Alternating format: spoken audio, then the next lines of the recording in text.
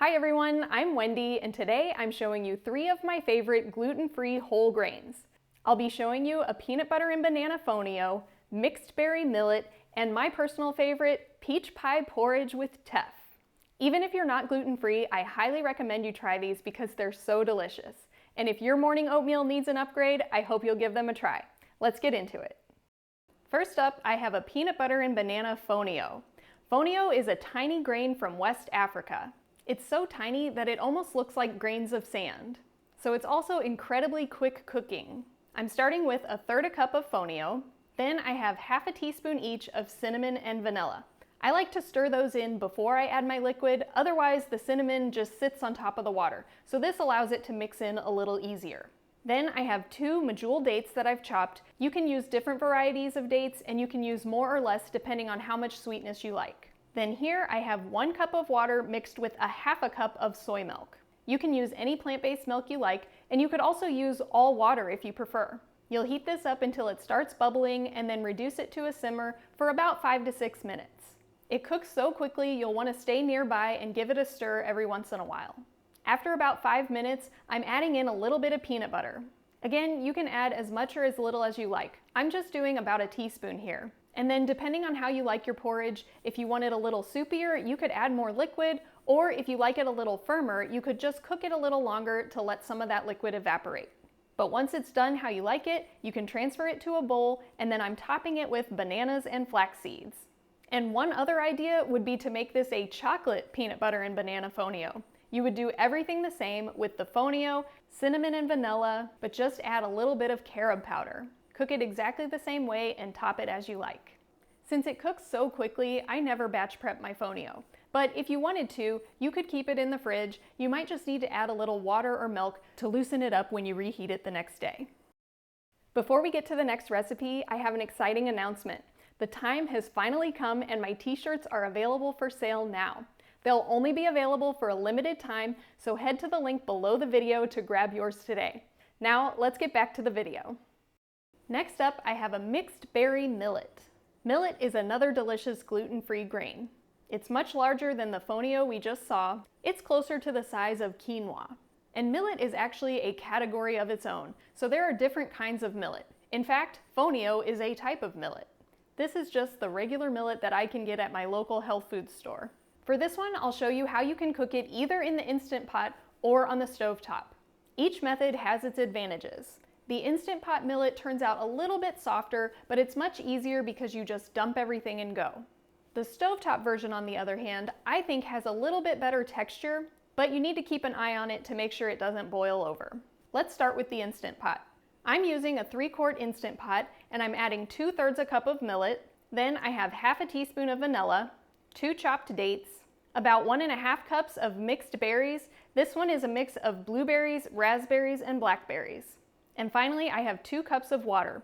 I'll give everything a quick stir, put the lid on, and set it to cook at high pressure for 10 minutes. After it's done cooking, I like to do a natural release because grains are very starchy and they can get kind of bubbly inside the Instant Pot, and it can make a mess if you do a quick release right away. So if you wanted to do a quick release, I would recommend at least waiting a few minutes before you do that. For the stovetop version, you simply dump everything in a pot. You'll want to heat it up until it starts bubbling, reduce it to a simmer, and cover. There are different varieties of millet, but the kind that I have cooks in about 30 to 40 minutes. So you can just check it as you go, adding more liquid if you need to get it to the consistency you like. For this one, I just used water, but just like with the fonio, you could add a little bit of plant-based milk if you like. And you can serve this up however you like. I added some ground chia seeds and slivered almonds. This is enough for about 1 to 2 servings. If you wanted to make a larger batch, you could do that and keep it in the fridge. The millet will get very firm in the fridge though, so you'll just want to add a little bit of plant-based milk or more water when you reheat it the next day. And you may need to use a little muscle to mash it up to get it back to the right consistency. But it still tastes just as delicious. Finally, we have my favorite, peach pie porridge. And for this one, I'm using teff. Teff is another tiny grain from Africa. It's a little bit bigger than fonio, but looks very similar. Once again, I'm using my 3-quart Instant Pot, and I'm using 2 different kinds of teff. So I have 1/3 cup of ivory teff and 1/3 cup of brown teff. But you could use 2/3 cup of any variety of teff. Then I have a teaspoon of cinnamon and a teaspoon of vanilla, 2 chopped dates, about 1 cup of chopped peaches. I'm just using frozen peaches. Then I have 2 cups of water, and once again, you could do a combination of plant-based milk and water, or you can just add a little bit of plant-based milk when you serve it.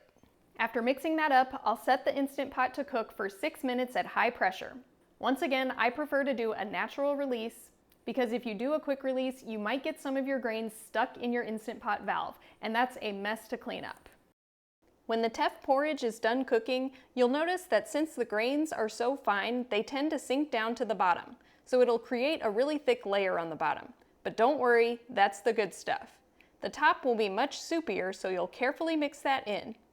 What I love so much about this porridge is that the dates and the peaches cook down to this syrupy deliciousness, and that coats those little clumps of Teff, so it really does remind me of a delicious peach cobbler. Again, if you don't have an Instant Pot, you can cook Teff on the stovetop. Simply put all of the ingredients into a pot, heat it to a boil, then cover and simmer for about 15 to 20 minutes. You'll want to stir it every once in a while and check the consistency, adding more liquid if needed to get it to the consistency you like. I'm serving this one up with some flax seeds and a few chopped walnuts and pecans. As with the other recipes, if you wanted to, you could make a larger batch. I think this one tastes best fresh, but once again, if you store it in the fridge, you'll just need to add a little water or plant-based milk to loosen it up when you reheat it. Just in case you're curious, here I have all the different grains that we looked at today, plus an extra one. So I have the Fonio on the left, which looks just like grains of sand. Next to that is the ivory and the brown Teff, which is just slightly larger than the Fonio. Then on the far right, we have the millet, and in between the millet and the Teff, I'm showing you amaranth. This is yet another gluten-free grain, and it cooks in about the same amount of time as the Teff. So if you wanted to do the peach pie porridge using amaranth, you could do that instead and cook it for the same amount of time. With all of these grains, I didn't soak any of them ahead of time. I just cooked them. But if you have any digestive issues when it comes to whole grains, you might consider soaking them overnight first. If you're not soaking your grains, best practice would be to at least rinse them before you cook them. But I'll be perfectly honest, with the Fonio and Teff, I just cook them straight from the bag because I don't have a mesh strainer fine enough to rinse them without dumping half of them down the drain. But if you're worried about it, definitely go ahead and give them a rinse or a soak. All of these recipes are just ideas, but you can mix and match as you like. For example, if you wanted to do the mixed berries with the Fonio or Teff, go for it. Or do any other combination of these toppings and grains that you like. And of course, all of these toppings would be great on oatmeal as well. If you got some great ideas from this video, do me a favor and hit the thumbs up. And don't forget to head to the link below the video to grab your t-shirt today. They'll only be available for a couple of weeks. Thanks for watching, and I hope to see you next time.